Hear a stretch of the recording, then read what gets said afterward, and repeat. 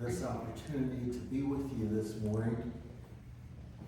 I don't think I've been here since the pandemic has moved into whatever phase we're in now. So it is good to be back. Bruce did tell me, he said, don't talk to me. And he said, don't bring a Baptist sermon here. This is a Unitarian Universalist church. And I follow directions. Like many stories of faith, this one begins with family. My son Jacob is in a program for folks who want to be principals in Berkeley, California. And he sent me a copy of the syllabus of the course he's taking. You know, our kids are always sending us gifts. And in that syllabus was an article by John A. Powell and Stephen Menendez, The Problem of Othering. One of the things I realized as I read this article is a lot of times we talk about belonging and we use our belonging language to also be othering language. You see, belonging has a soft, pernicious underbelly of othering. Like the example, we belong in a zoo. We belong and we define things that don't belong as other. These writers argue that when you look at inequity, when you look at disproportionate suffering, one of its characteristics is a characteristic of othering. Well, this group deserves that because they're not like us. They do not belong to us. This is a great week to think about belonging and othering. Okay, you don't look at all convinced.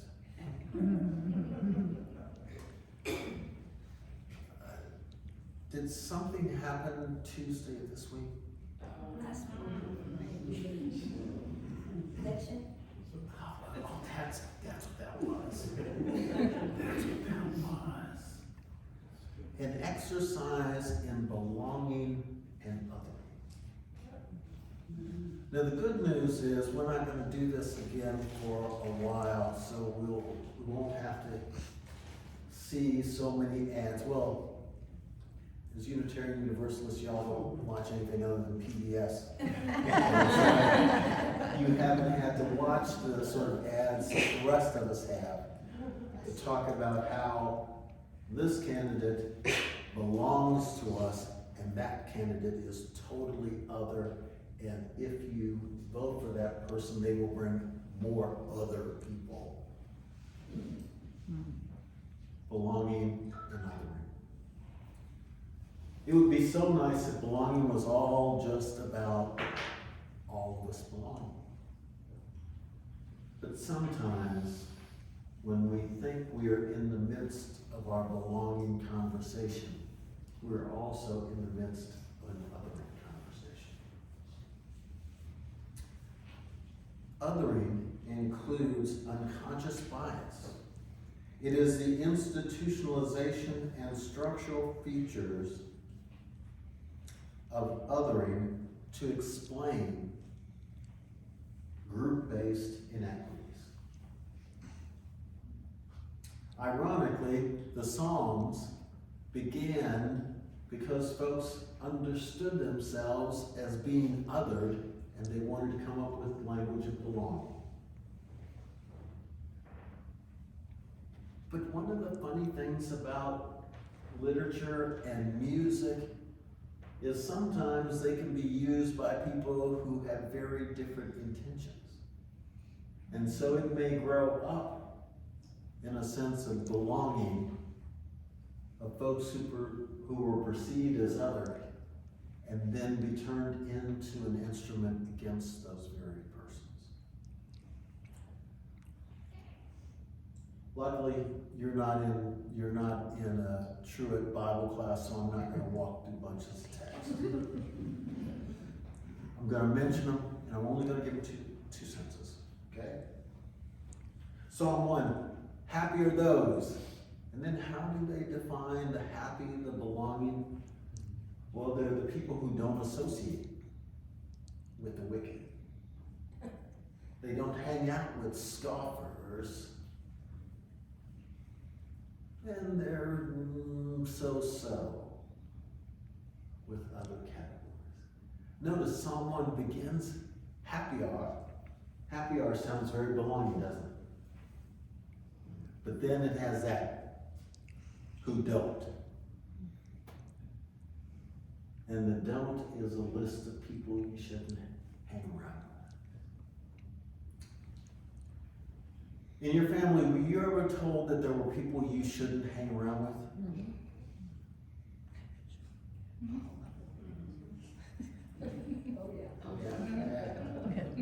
But I can tell some of you didn't listen.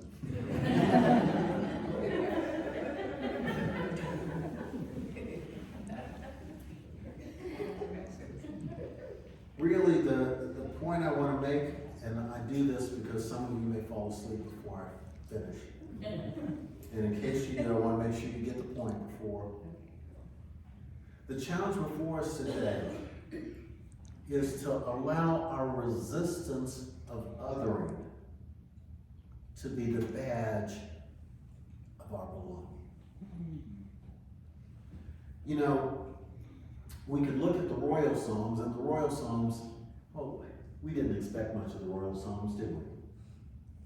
Did you expect much of the royal Psalms? Unitarian Universalist, thank you, Jen. Oh. Unitarian Universalists would not expect royal Psalms to be about belonging, because they are royal Psalms. And so it's interesting, in the royal Psalms, God hates the people we hate. Funny how that happens, isn't it? But very typical of royal Psalms. Even in the laments, we try to bring divine categories of our belonging over against other people's own. The challenge is, you got to come up with new ways of reading these texts. Now, we are not the first to come up with new ways of reading the text. You know the story of Francis of Assisi. Went out to do battle and just realized that wasn't what God was calling him to do.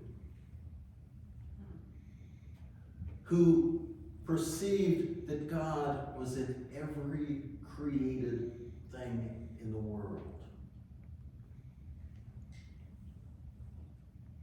And that fact should organize the way he would live.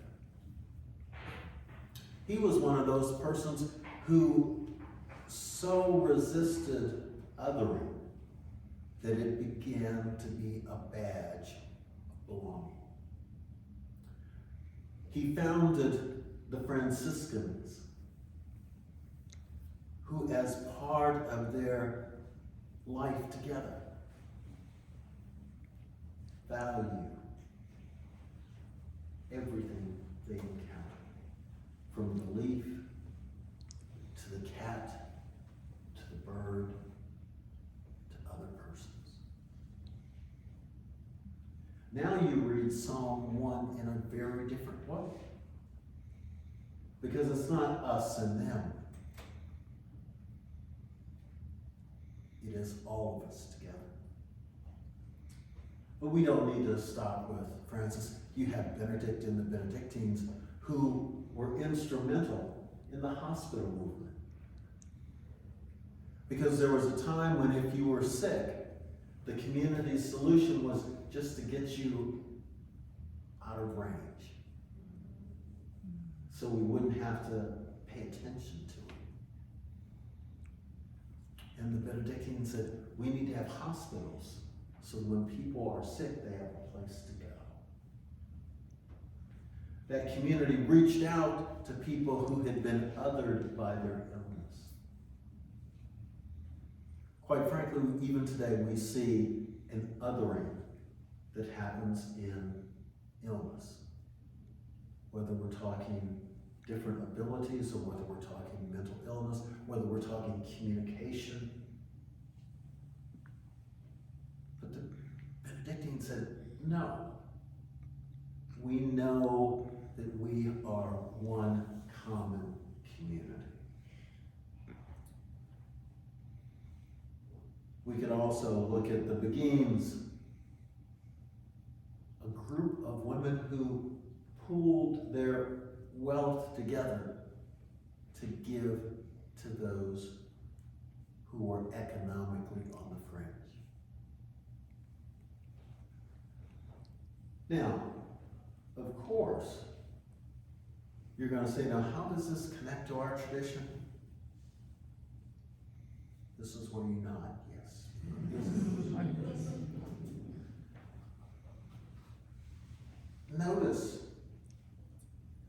Notice the history that we come today. The Universalists were organized in 1793.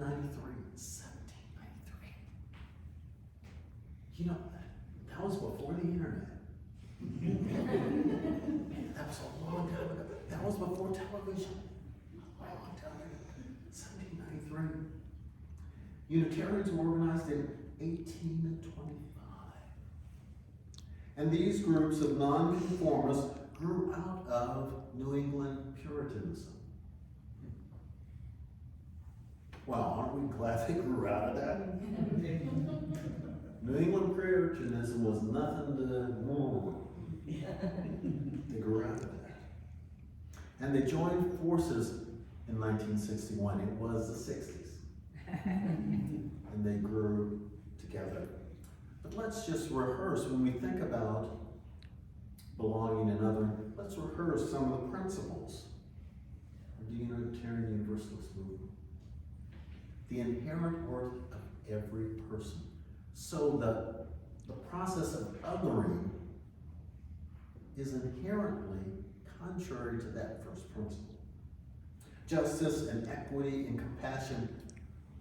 The process of othering is about justifying inequity, continuing injustice, and cordoning ourselves off from compassion. Acceptance and encouragement. Othering is about not accepting so that we can encourage ourselves. A search for truth and meaning. Well, truth and meaning have taken a hard tumble in the last, and I'm not even going to talk about that. A commitment for conscience and democracy. You see, part of othering is it says that the other is in no position to make a wise choice about our life together. One of the principles is that the goal is world community, peace, liberty, justice for all. This is beyond setting up us and them. It's a new way to read text. It's a new way of being together in the world. The final principle is a respect for an interdependent web. Interdependent web. You know, we're related to one another. And so we read Psalm 1 as we are related to one another. One of the elements is, it says, happy are those who don't associate. Well, you know, when you go through that list of who they don't associate with, that list looks a lot like us. And once we get into the process of that interdependent web, we find that most of the othering has us in it. It's not that we belong in the zoo and they don't. We need to reconfigure so that the zoo and the circus can interact. Now, do we have resources to do this work? Okay, this is Unitarian Universalist. This is not Quaker Friends. Y'all are doing that Quaker Friends. Oh, we're quiet and then silence. Now,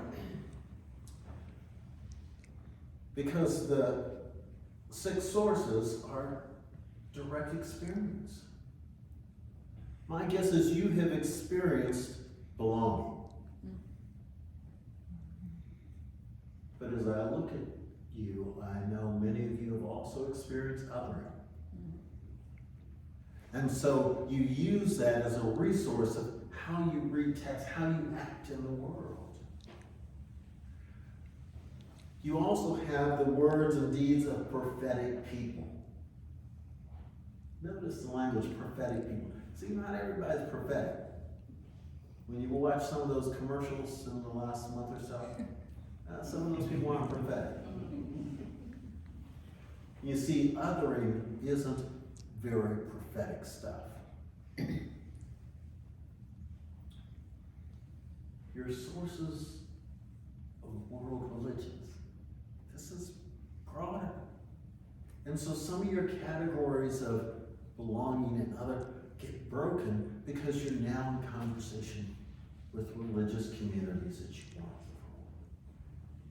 Jewish and Christian teaching, humanist teaching, spiritual teachings of earth-centered traditions. When you pay attention to these sources, now you go back to other texts and you read them differently. So, when you return to the 6 sources and the 7 principles, they provide a rough map. No, a rough map. Have y'all ever used a rough map? Yeah. Some of us are old enough to remember when GPS would send you into the lake. And so it was a rough map. It wasn't a precise map. When it comes to getting beyond the othering of our culture, all we have is a rough map. We don't have an easy map of how to do that. Othering is so much a part of our cultures that it's only through diligence and community that we can get past it. Indeed, Bruce told me I needed to be going soon, so I'm going to say this one last thing and go to my seat. The challenge for us today is to be so resistant to othering that people know they belong